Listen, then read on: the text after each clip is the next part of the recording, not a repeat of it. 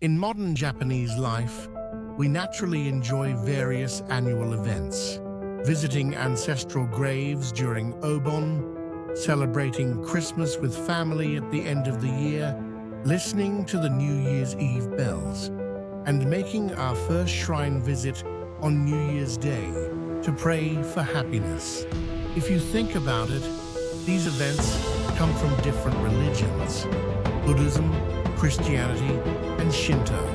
Yet, many Japanese people enjoy them as a natural part of life, without consciously thinking of them as religion or faith. According to a 2024 survey, when asked, what annual events did you participate in within the last year? A surprising 64.2% responded Hatsumodi, and 51.1% celebrated Christmas. Over half of the population participates in both these events, showing they are deeply rooted in Japanese life and haven't changed much over time.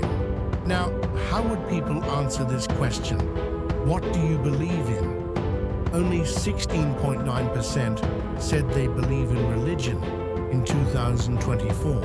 Meanwhile, a staggering 76.8% said they do not believe in religion. Hatsumode and Christmas are deeply ingrained in Japanese daily life, yet they're not widely perceived as religion or faith. This might just be a peculiar religious sensibility unique to the Japanese. Japanese people have long cherished the concept of Yaoyorozu no Kami, meaning 8 million gods. Yaoyorozu doesn't literally mean 8 million. It implies an countless number of deities.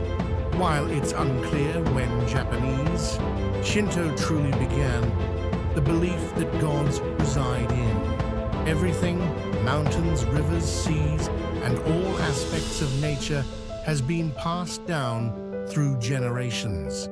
Japan's beautiful nature, however, sometimes shows its fierce side. Earthquakes, typhoons, volcanic eruptions.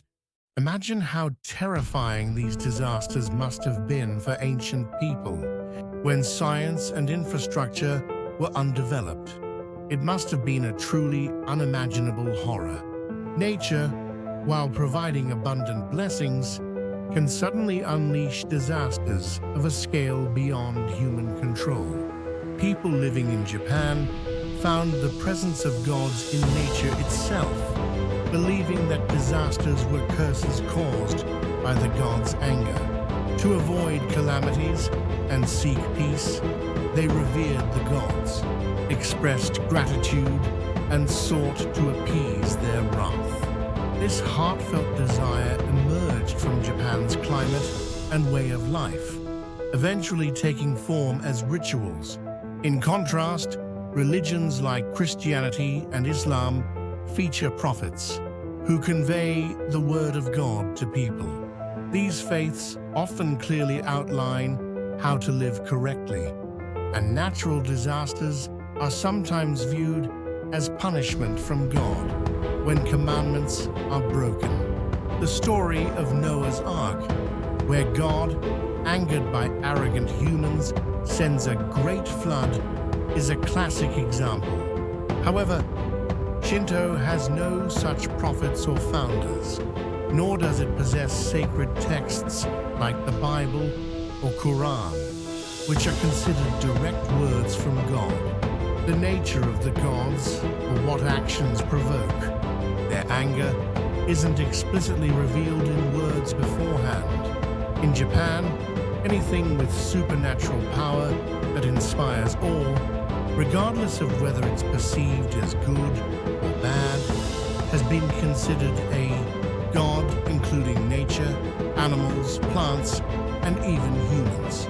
Gods are invisible beings, but they manifest as natural phenomena, like wind and lightning, dwell in natural objects like trees, stones, and fire, or inhabit sacred objects, like mirrors and gohei, means ritual paper streamers to exert their power.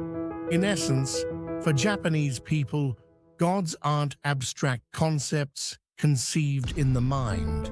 They are beings felt through the phenomena and objects around us. They bring both blessings and disasters. They are not solely benevolent or malevolent. Such are the gods of Japan. People have long believed that by revering the gods, their wishes would be granted. They would purify their minds and bodies, offer delicacies from mountains and seas, and dedicate dances and music.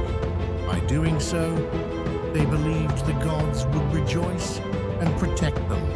However, are you aware that the very shrines, which form the bedrock of Japan's spiritual culture, are now facing a significant problem? Shimogamo Shrine in Kyoto, famous for Aoi Matsuri, one of Kyoto's 3 great festivals, made headlines in 2017 when luxury condominiums were built within its precincts.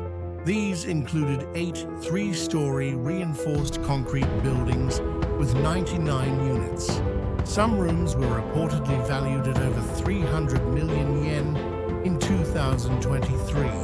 For roughly 1,000 years, Shimogamo Shrine has performed a vital ritual known as Shikinen Sengu. This involves repairing or rebuilding its main structures every 21 years. The big challenge, though, is how to fund these massive projects. A shrine's main income comes from offerings, also known as a saisen. It also comes from prayer fees, or tamagushirio, and it relies on payments for amulets and fortunes, which are called hatsuhoriyo. Because of their architectural design, very few shrines actually charge an admission fee. Even Shimogamo Shrine, a World Cultural Heritage Site, faced difficulties. Its 2015 Shikinen Sengu cost around 3 billion yen, with only 800 million yen covered by government subsidies. The rest had to come from corporate and individual donations. However, fundraising efforts during the Lehman shock's aftermath were hampered by economic stagnation, and only about half the target amount was collected.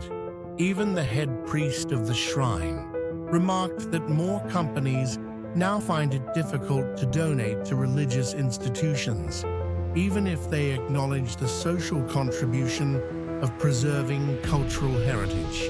This situation isn't unique to Shimogamo Shrine. Other shrines in Tokyo are facing similar challenges.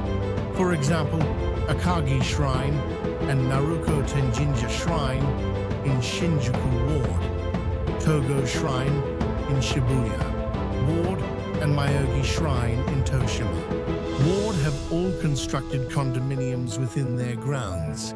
Some, like Sugar Shrine in Shinjuku Ward, have even built rental properties, effectively becoming landlords themselves.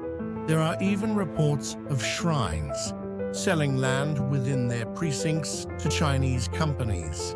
Amidst an aging population and declining birth rates, and even with new residents moving into nearby condominiums, the number of local residents with ties to the community is decreasing.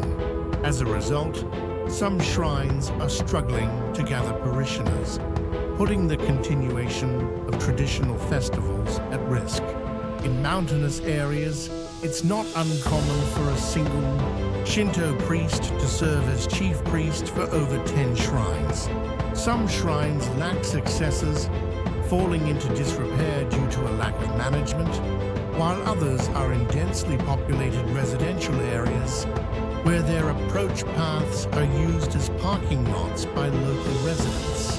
When shrine income is unstable, so are the salaries of Shinto priests. A Shinto priest who served for about 20 years at a famous shrine, even one designated as a World Heritage Site, now works for a private company unrelated to shrines. He said he had to give up continuing to serve as a professional. Shinto priest because the salary was simply too low to support a family. What will become of these shrines so deeply intertwined with Japanese life and history? Can we preserve their current form? How can we ensure they are passed down to future generations? This isn't just an issue for shrines. It's a question for us, the Japanese people. How will we face our own culture, history, and the spiritual anchors of our hearts? It's time for each of us to seriously consider this.